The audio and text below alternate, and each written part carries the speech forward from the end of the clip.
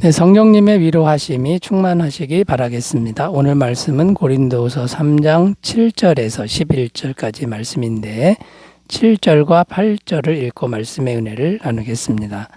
돌에 써서 새긴 죽게 하는 율법 조문의 직분도 영광이 있어 이스라엘 자손들은 모세의 얼굴에 없어질 영광 때문에도 그 얼굴을 주목하지 못하였거든. 하물며 영의 직분은 더욱 영광이 있지 아니하겠느냐. 아멘. 어제 말씀은 추천서에 대한 것이었습니다. 거짓 교사들은 종이로 된 추천서를 가지고 다녔다는 것입니다. 예루살렘에서 받은 것 또는 유명한 사람들에게서 받은 종이 조각 같은 종이 조각이었습니다. 그 추천서를 가지고 다니면서 자신들의 권위를 주장했습니다. 그리고 바울을 공격했는데요. 바울은 그런 추천서가 없지 않느냐 하면서 공격했습니다.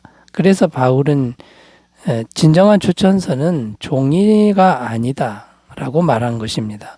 종이를 가지고 다녀도 자신의 사역에서 영혼이 구원받지 못하거나 변화되지 않으면 그것은 의미가 없다고 말했습니다. 진짜 하나님의 사역은 종이로 하는 것이 아니라 영으로 하는 것이다. 이걸 말했고요.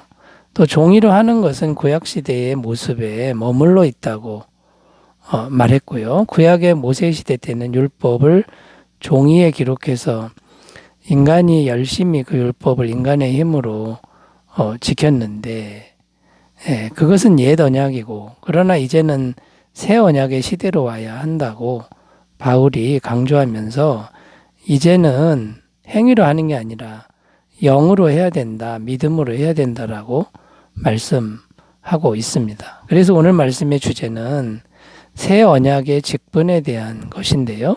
모세 시대의 율법 조문과 새 언약을 비교하면서 설명을 하는데 새 언약의 직분이 훨씬 더 탁월하고 우월하다라고 말하고 있습니다.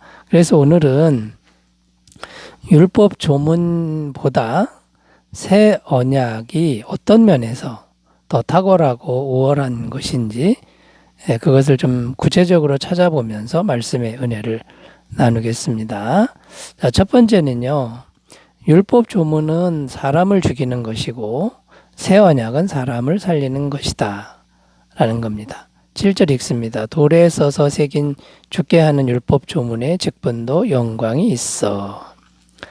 여기 보면 돌에 써서 죽게 하는 율법 조문의 직분이라고 표현하고 있는데 쉽게 말해 십계명을 기록한 돌판을 의미합니다.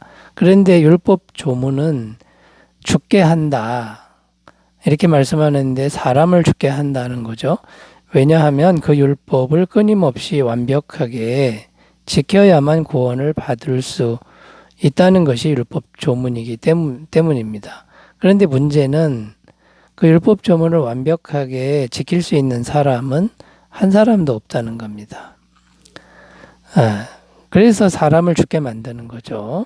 한 사람도 살지 못합니다. 그런데 율법 조문의 직분도 영광이 있다고 말씀하는데 그 이유는 영광의 하나님께서 주신 말씀이기 때문입니다.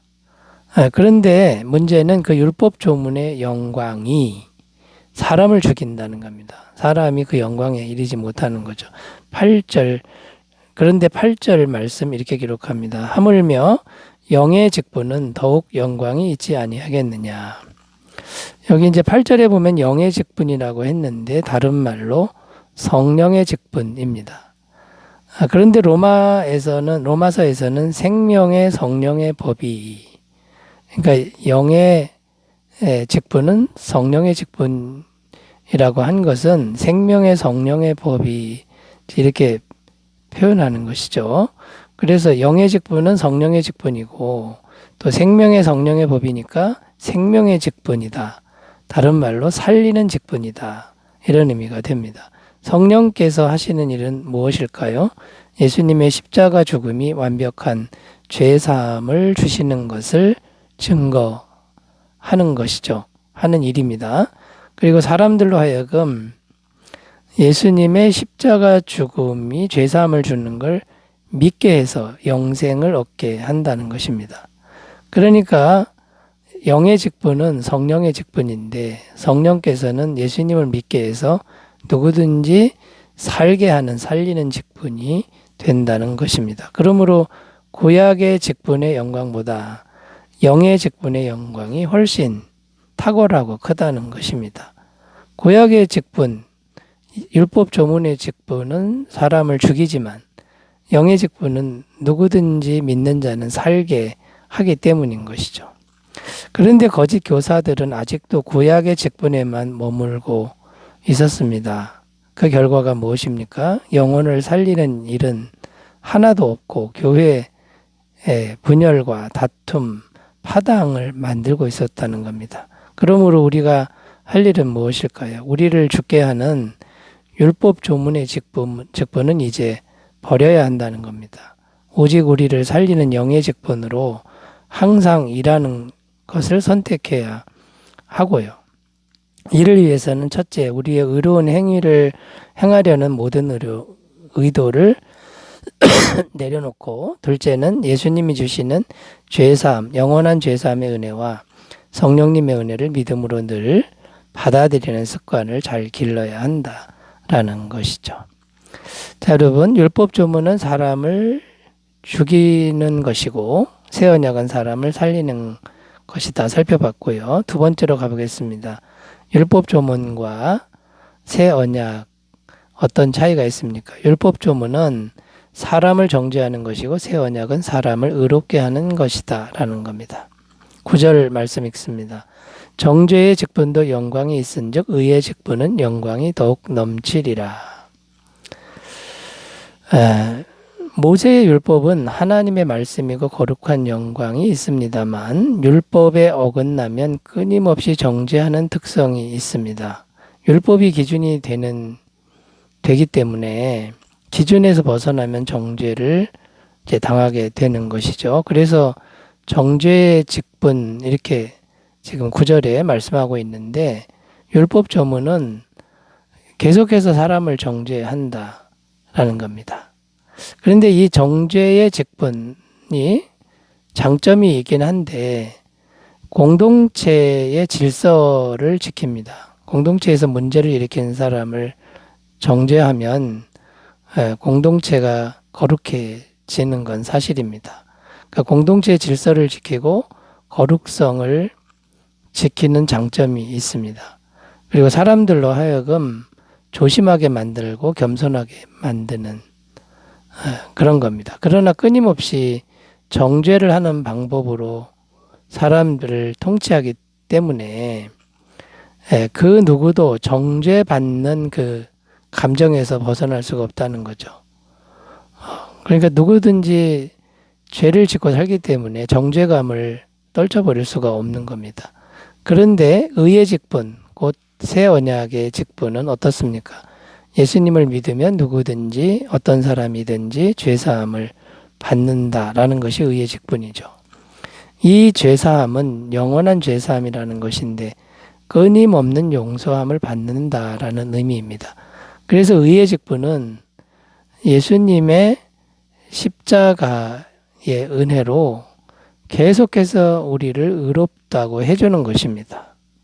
그러니까 결국 거짓 교사들은 율법을 통해 계속 정죄를 할 수밖에 없고요. 반면에 의의 직분은 십자가를 통해 계속해서 의롭다고 할 수밖에 없다라는 겁니다. 그렇다면 우리는 어떤 선택을 해야 할까요?